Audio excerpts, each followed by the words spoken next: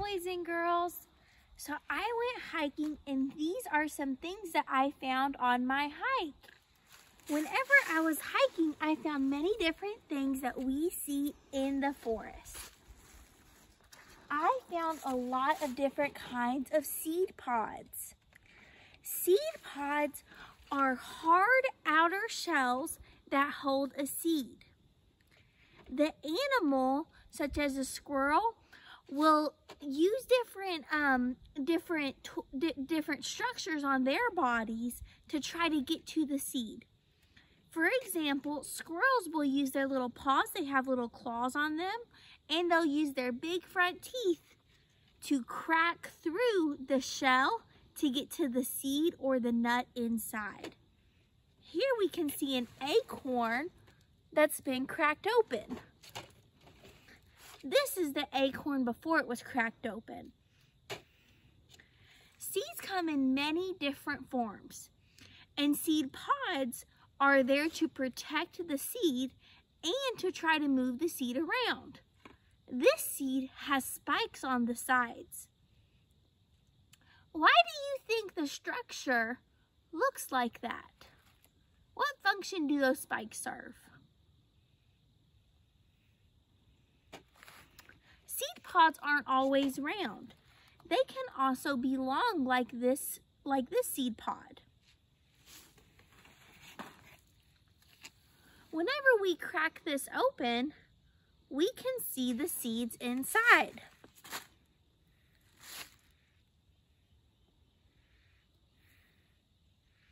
This outer shell protects the seeds. It's important to remember that a lot of seed pods hold more than one seed, such as this one shown here.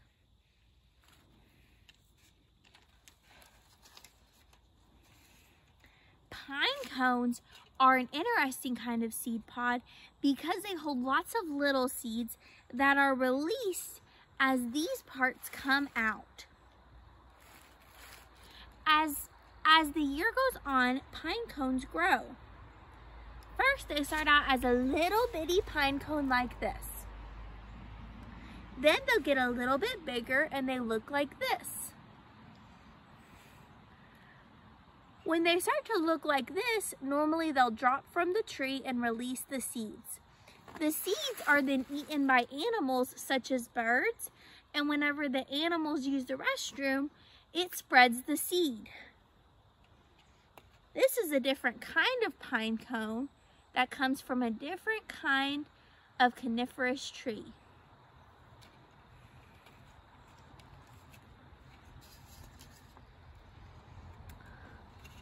A lot of plants also produce fruits. Fruits can mean fruits that we normally eat, such as oranges and apples, but there are also some fruits that people don't eat, but a lot of animals do. This is one of those fruits. So whenever you break into this, into the hard outer shell, the inside is more fleshy, and it almost looks like whenever you break open an orange or a lemon.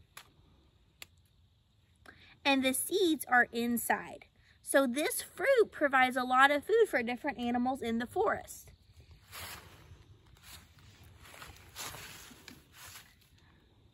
Here are some different leaves that I found when I went on my hike.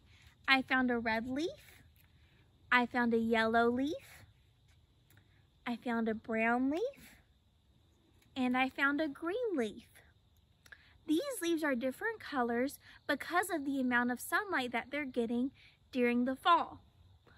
Eventually, all of the leaves on deciduous trees will change color into these colors from green to browns, yellows, reds, and oranges, and they will fall from the trees.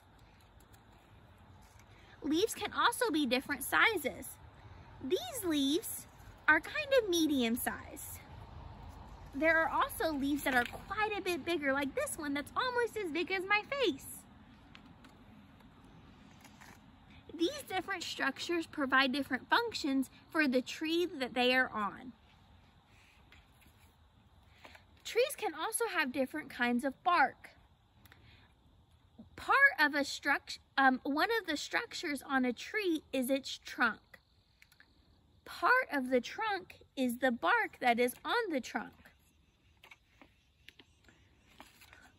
Bark can look like this, and it can be really thin, and it can be in several layers. And some bark is a lot thicker and looks a lot more like wood that we normally see. And it's also in layers, but the layers aren't as flexible. Here is some bark that is growing some moss on it. This is a part of a tree trunk. This is a young tree because it's really skinny. Lastly, we found some moss. We found a beetle. And we found a small plant that still had flowers on it. What will you find next time you go in the forest?